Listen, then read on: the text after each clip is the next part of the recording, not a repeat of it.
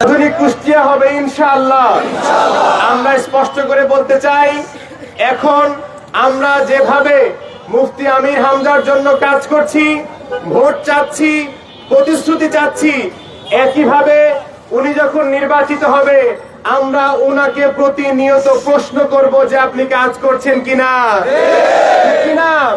কারণ আমরা মানুষকে যে প্রতিশ্রুতি দিচ্ছি সেই প্রতিশ্রুতি বাস্তবায়ন করে নেওয়ার দায়িত্ব মানুষের পক্ষ থেকে আমাদের রয়েছে। কথা বলেন ঠিক কিনা?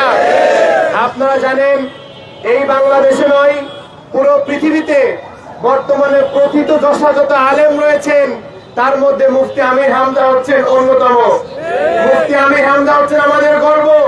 তিনি শুধু কুষ্টিয়ার গর্ব নন, তিনি শুধু বাংলাদেশের গর্ব নন, তিনি পুরো পৃথিবীবাসী মুসলিমবাসীদের গর্ব। কথা বলেন ঠিক কিনা? আমার মনে হয় এই বাংলাদেশে আমিরে জামাতের পর সবচেয়ে বেশি মিডিয়া কভারেজ পায় মুফতি আমির হামজা। কিন্তু দুঃখের বিষয় হলেও সত্য, মুফতি আমির হামজার মিডিয়া কভারেজ হচ্ছে নেগেটিভ কভারেজ। তার শত শত মিনিটের বক্তব্য থেকে মাত্র কয়েকটা চুম্বকীয় অংশ কেটে নিয়ে তাকে প্রতিনিয়ত বিতর্কিত করার চেষ্টা করা হয়। কথা বলেন ঠিক কিনা? কিন্তু এইভাবে বিতর্কিত করার চেষ্টা তারা কি সফল হতে পেরেছে? তাকে যে নেগেটিভ মার্কেটিং করা হয়, এই নেগেটিভ মার্কেটিং এর মাধ্যমে তার জনপ্রিয়তা কমে নাকি বাড়ে? আপনারা সবাই সাক্ষী। যতই তার চুম্বকীয় অংশ 2-1 সেকেন্ড কথা নিয়ে আবল তাবল ভাবে মিডিয়া প্রচার করুক, উহারা প্রচার করুক নিন্দাবাদ, আমরা বলিব এক আল্লাহ জিন্দাবাদ। আল্লাহর পথে তারা যে সংগ্রামটা করছেন, ন্যায় ইনসাফের সমাজ বিনির্মাণের জন্য মুফতি আমির হামজা যেভাবে রাজপথে লড়ে যাচ্ছেন, আমরা বিশ্বাস করি আল্লাহ সুবহানাহু ওয়া তাআলা তার মাধ্যমে এই কুষ্টিয়া নয়, পুরো বাংলাদেশের মানুষের অধিকার আদায়ের জন্য তাকে নিশ্চয়ই তিনি পার্লামেন্টে পাঠাবেন ইনশাআল্লাহ। আমরা আপনাদের কাছে দোয়া চাই, পরবর্তী কয়েকটা দিন যে রয়েছে সেই কয়েকটা দিন আপনাদেরকে রাজপথে সতর্কতার সাথে উপস্থিত থাকার জন্য আহ্বান জানাতে চাই।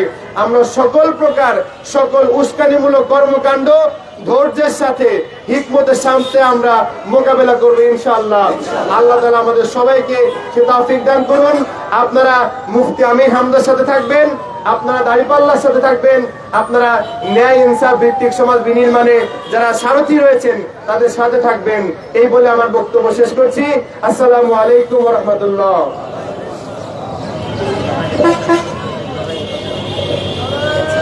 ধন্যবাদ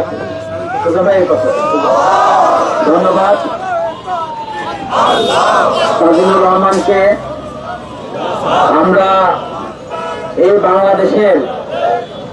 বাংলাদেশের শিক্ষা প্রতিষ্ঠানগুলোতে, বিশ্ববিদ্যালয়গুলোতে যেমনি ভাবে আমাদের ছাত্র সংগঠন ইসলামী ছাত্র শিবিরের ভাইয়েরা ছাত্র সংসদে তারা নির্বাচিত হয়ে এদেশের বিশ্ববিদ্যালয়ের প্রতিনিধিত্ব করছেন, ঠিক একইভাবে আগামী 12 তারিখ এদেশের মানুষ ন্যায় ইনসাফের প্রতি দাঁড়িপাল্লার পক্ষে রায় দিয়ে বাংলাদেশ জামাত ইসলামকে সংসদে পাঠাবে ইনশাআল্লাহ।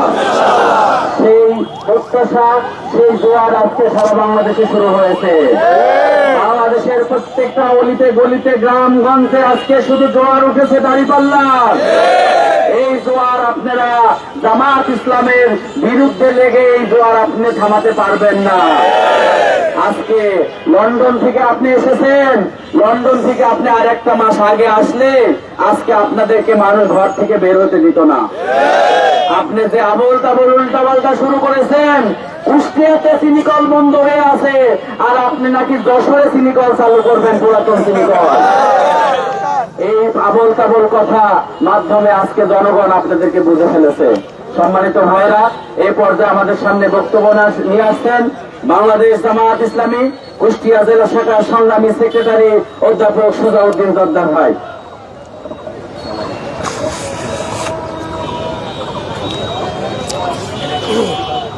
আসসালামু আলাইকুম ওয়া রাহমাতুল্লাহি ওয়া বারাকাতুহু। আউযু বিল্লাহি মিনাশ শাইতানির রাজীম। বিসমিল্লাহির রহমানির রহিম। বাংলাদেশ জামাত ইসলামী কুষ্টিয়া শহর শাখার অত্র ওয়ার্ডের বিভিন্ন অঞ্চল থেকে আগত সংগ্রামী তৌহিদি জনতা, হাজারা আন্দোলন সংগ্রামের প্রধান ঐতিহ্যবাহী এই মজুমপুর গ্রামের সর্বস্তরের পেশাজীবী ব্যবসায়ী ভাইরা, আইন শৃঙ্খলায় নিয়োজিত জাতির জাগ্রত বিভাগ সাংবাদিক বাংলাদেশ সমাজ ফোরামের পক্ষ থেকে আপনাদের সবাইকে জানাই সংগ্রামী সালাম এবং অভিনন্দন।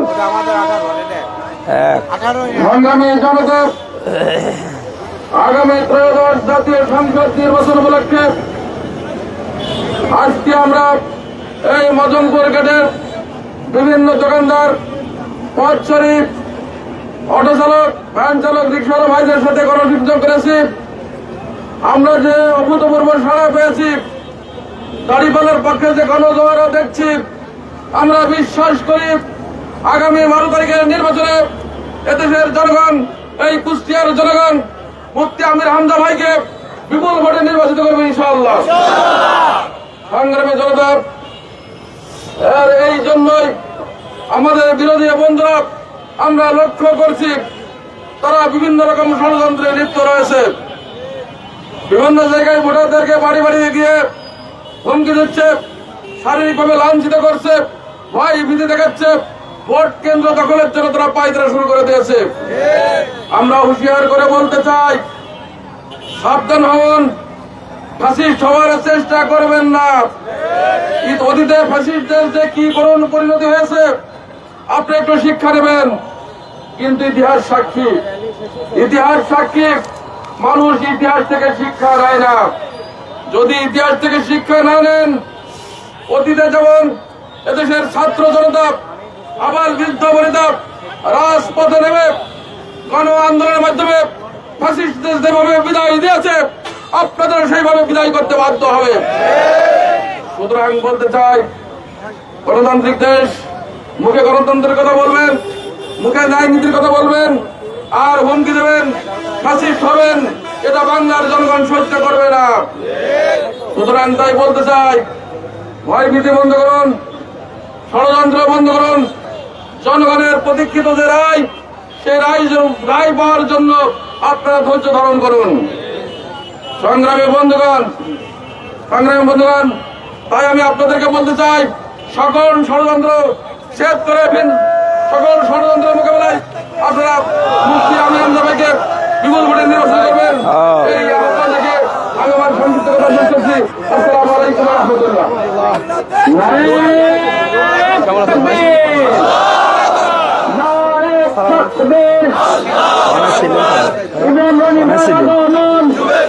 রাত্রে ছিলেন কোন বাড়িতে ছিলাম নাটোরে, জেলা সেক্রেটারি।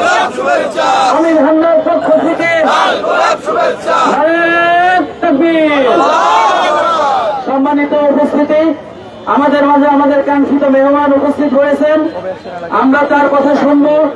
এই পর্যায়ে সংক্ষিপ্ত কথা বলতেছেন বাংলাদেশ জামায়াত ইসলামী কুষ্টিয়া সদর 3 আসনের জামায়াত ইসলাম মনোনীত এমপি প্রার্থী মুফতি আমির হামজা।